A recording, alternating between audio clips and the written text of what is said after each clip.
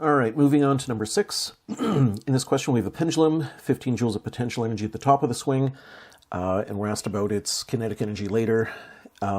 Basically, just to explain this here, potential energy is something that is dependent on the height of the object.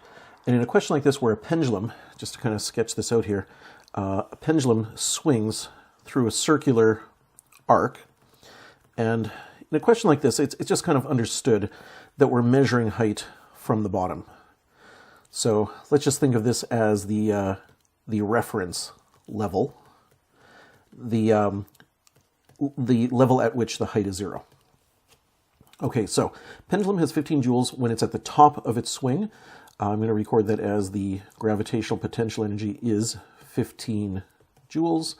And I'll even maybe remind myself that's at the top of its back and forth pendulum motion. In part A, just to kind of scroll down here a little bit, in part A, we're asked to find how much kinetic energy it has at the bottom of the swing. Okay, so how much kinetic energy does it have at the bottom of its swing? Okay, now I'm going to say right now, the answer is 15 joules. Like, it's just a straight up conversion of gravitational potential energy at the top of the swing. When it's at the top of the swing, it has lots of gravitational potential energy, but it has no kinetic energy. And when it swings down to the bottom, there's that exchange happening. At the lowest point, it'll have that previous potential energy now in the form of kinetic energy. It will have lost that potential energy, but gained it as kinetic energy. And then it swings back up to the top, basically doing the reverse. A pendulum rather famously exchanges potential energy and kinetic energy back and forth. The answer is 15 joules, but let's see if we can learn something from the question, not just getting at the answer as quickly as we can. So as before, I'm going to say the mechanical energy that you end with, I'm now thinking at the bottom, is equal to the mechanical energy that you started with at the top of the swing, allowing for the possibility of non-conservative forces doing work. And it might seem overkill that I mention this every single time, but it really is important. And as the questions get harder, this piece of the equation becomes more and more significant. So each time you come across a question, you really have to give a thought. Were there any non-conservative forces present? And if the answer to that is yes, you have to ask yourself the next question of, did they do any work? And if the answer to that is yes, you have to kind of continue on working with the equation. In this case here, there actually was a non-conservative force present, the tension force. So the force of tension is a non-conservative. Non-conservative, I'll just abbreviate that down. But in a situation like this, it again, it did not do work.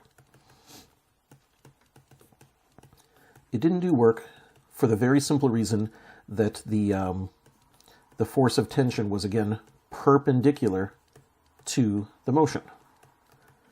So think of it this way, at all times, it might be moving. So if I just pick some random point over here, when it was over here, it was moving in a direction that was perpendicular. It'd be perpendicular to the string. So the velocity would look something like that. That's the motion. And the force of tension at that point would be perpendicular to that motion. That would be true at all points. I think I drew that kind of poorly, but hopefully that makes the point clear. The force of tension is perpendicular at all points. In fact, maybe you can see that more nicely at the bottom of the arc. When it's at the bottom of its arc, it would be moving horizontally, so the velocity would be directed sideways. And at that point, the string would be vertical, so the tension force would be very clearly perpendicular to that motion. And that's true even though the object moves in a curved path. Both the force of tension and the velocity are kind of shifting in direction, but always remaining perpendicular to each other. So the reason I'm pointing that out is because, let's get rid of all that from there, I can justifiably say that in this question, there were no non-conservative forces doing work. But I've at least given it some thought. Don't make the mistake of just kind of crossing it out because it happens so often. Think about it each and every time because it won't always be crossed out. It'll be kept some of the time. Okay, but from here on, it should be pretty straightforward. The kinetic energy and the gravitational potential energy. I don't know if I always write these in the same order, by the way. It doesn't really matter. It's just the sum of the two. So K plus U, U plus K, same thing. So I don't remember if I was consistent with before, but it doesn't matter. Kinetic energy plus gravitational potential energy that we started with. We are considering being released at the highest point from rest as it then swings down. The gravitational potential energy when it's at the bottom is 0 because we're measuring our height level from there. So if part A is only asking for the kinetic energy at the bottom of the swing, you can see from my equation, and remember I said this should be clear right from the get-go, but you can now see it backed up mathematically. The ending kinetic energy is equal to the gravitational potential energy, which we knew itself to be equal to, 15 joules. So 15 joules for part A. Moving on to part B. At some other time in its arc, so we don't know where, somewhere in between those two extremes though, it has 8 joules of potential energy. What's the kinetic energy? Well, the answer is 2 joules because we have a constant total energy here. There's nothing taking energy away. There's nothing adding energy to us. The net work done by non-conservative forces is 0. So the answer is definitely 2 joules. Of course, as obvious as it is, I'm wrong.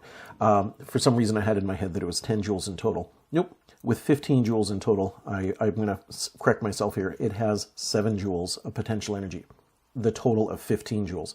So the answer is 7, but let's mathematically show that again. So at part B, at some other point in time, let me just make sure I get this straight, 8 joules of potential energy. So let's say the gravitational potential energy at some other point in time, I'll use a double prime, is 8 joules. The question is, what is the kinetic energy at that same time, whenever that was? Okay, so the mechanical energy that you arrive at that other point should be equal to the mechanical energy you started with at the very start, allowing for the fact that non-conservative forces could have done work, but in this case, again, did not do work. So, K double prime plus U gravity double prime equal to K plus U gravity. And just like before, the kinetic energy that we started with is 0. So, the kinetic energy that we arrive with here should be equal to the gravitational potential energy that you started with. Subtract the gravitational potential energy that you still have at that point, which is our 15 minus 8, 7 joules. So there you go, 7 joules of potential energy.